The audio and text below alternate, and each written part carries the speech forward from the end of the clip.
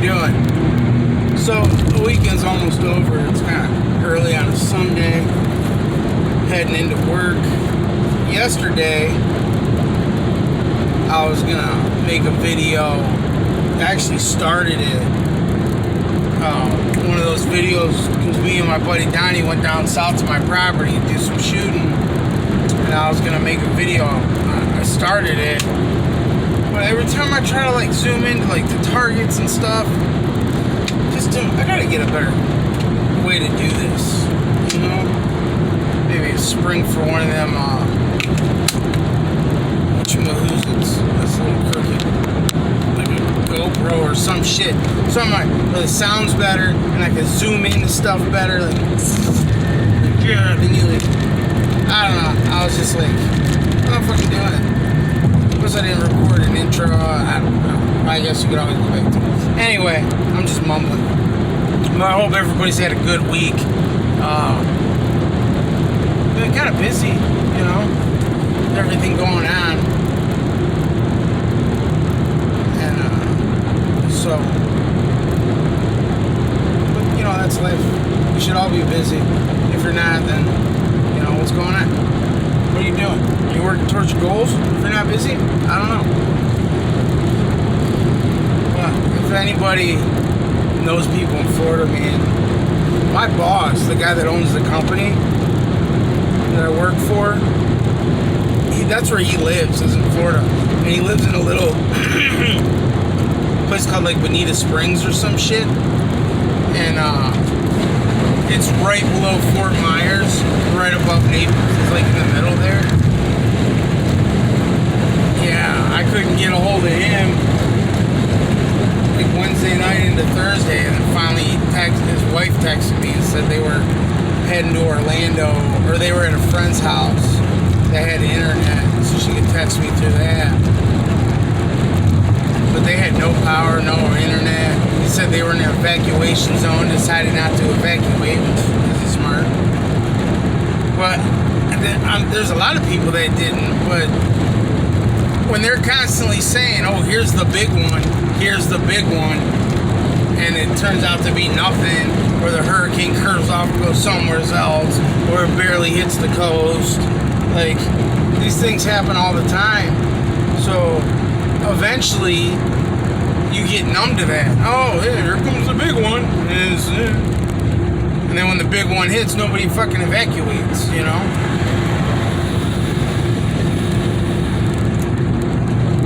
There's got to be a way to stop doing that, you know, where everything is an epidemic, everything is a big fat issue. You like constantly making mountains out of anthills. You know, that's what we do. Well, it's not what we do. That's what people do, especially like the media. You know, let's blow it out of proportion because we want people to watch. So yeah, and here's a sad thing, right? And people shouldn't have to say this, but it seems like every time something like this happens, there's people out there that want to raise money, and it's good that you want to help, you know, you want to raise money, you want to help out people, you know, that are impacted by these things. But be careful who you send your money to, because like there's people out there that want to be nice, that want to help. There's also people that want to take advantage, that'll be like, oh yeah, donate to this place, and then yet it's not a real place, and they're raising thousands of dollars to put in their own fucking pocket.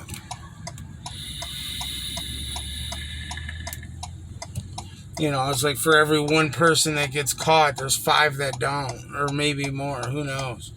So just be careful of that stuff, you know, be careful of the, oh yeah, they're paying people $10,000 a week to come down and clean up. Like, when Katrina hit,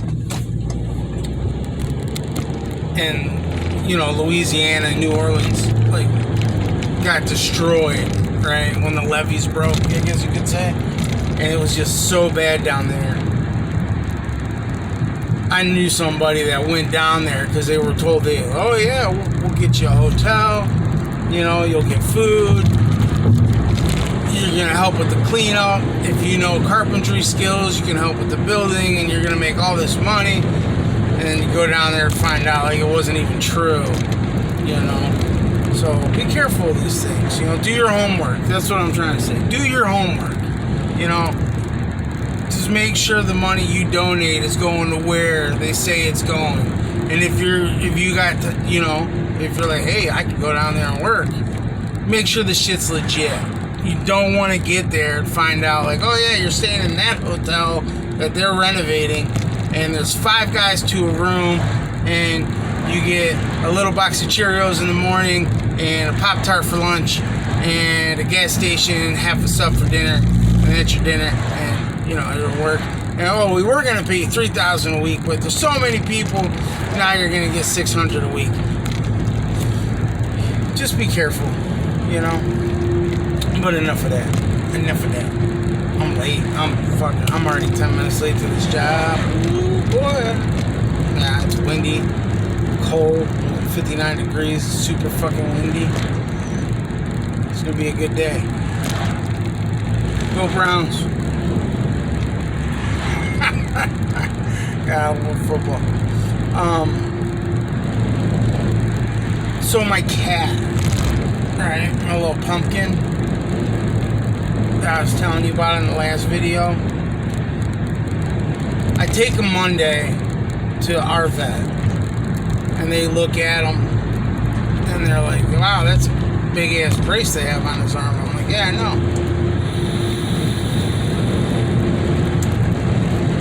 They're giving him a once-over. His cut was infected, even though he was getting antibiotics, like big ones. So his cut was getting infected, where it was all stitched up.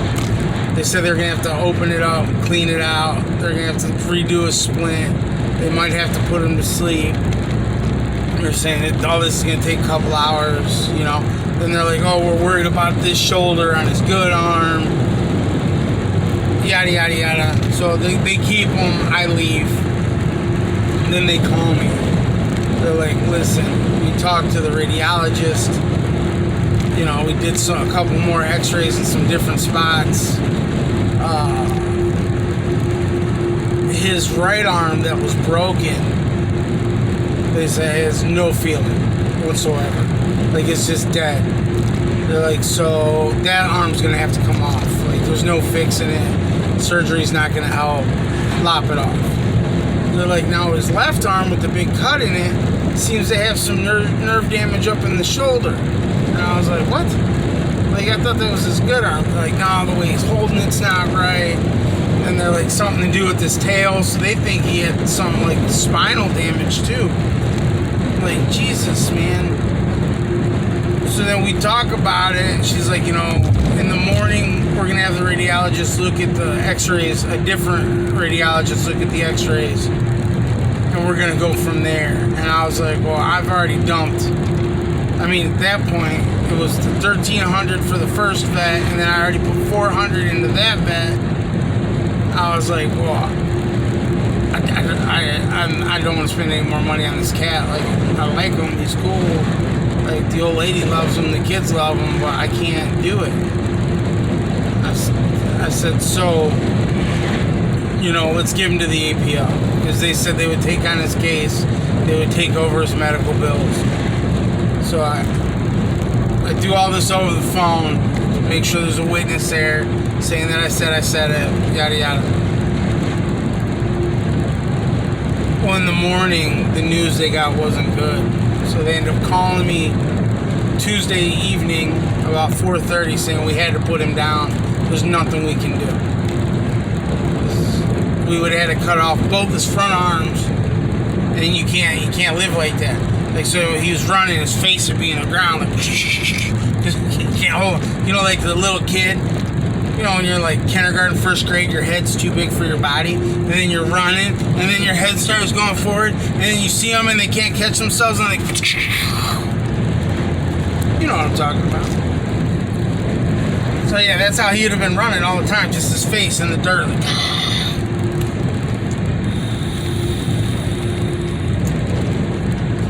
they said his quality of life would be horrible.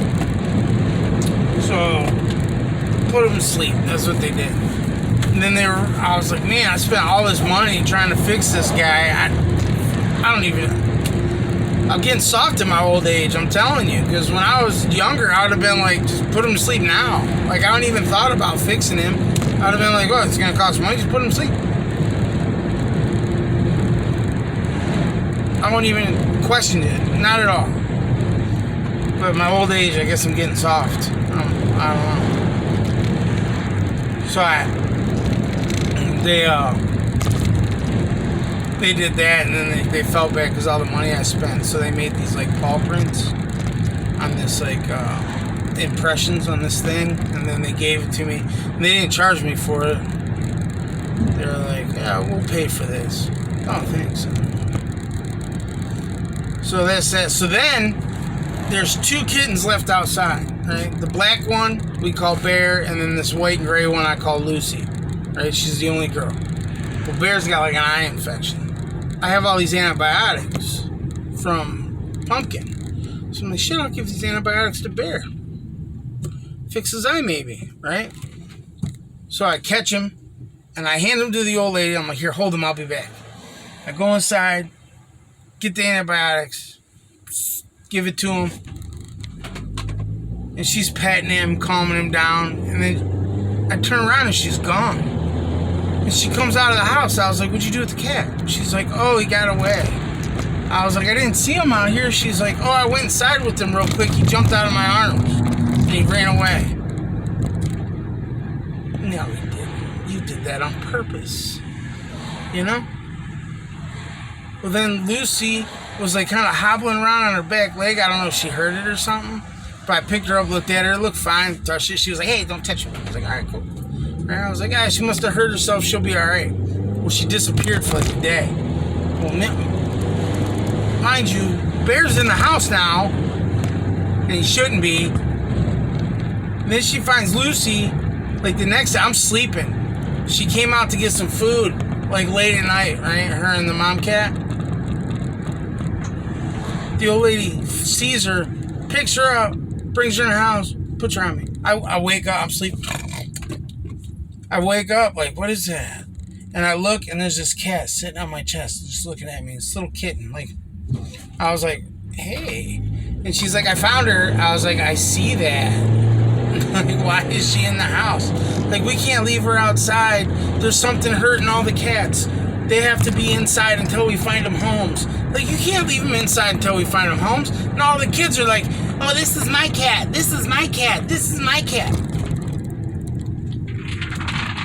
So, I don't know. I guess I have a bunch of cats now that I don't want. I don't know. It's crazy, man. I'll keep Lucy. But Bear, his eye's not getting any better. I've been giving him antibiotics, twice a day since Tuesday. And it's just not getting better. So he's going to the APL. He's going to probably go today.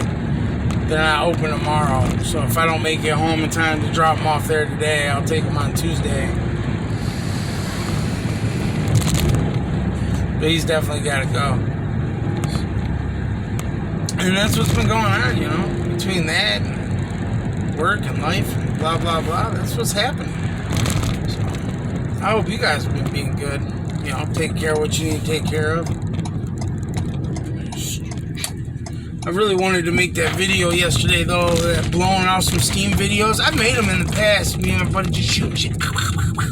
Man, we have his gun sighted in, boy. Like, woo, we had it sighted in so good. I mean, we're probably shooting a good 150 yards from where we are to the target. And it was, it's sighted in, son. We was hitting them. Like, take out the whole bullseye. Blah, blah, blah, blah, blah, blah, blah, blah. I gotta turn around. Oh, I shouldn't be doing it like this. I'm gonna get killed. Oh, who just turns around in the middle of the road? I do.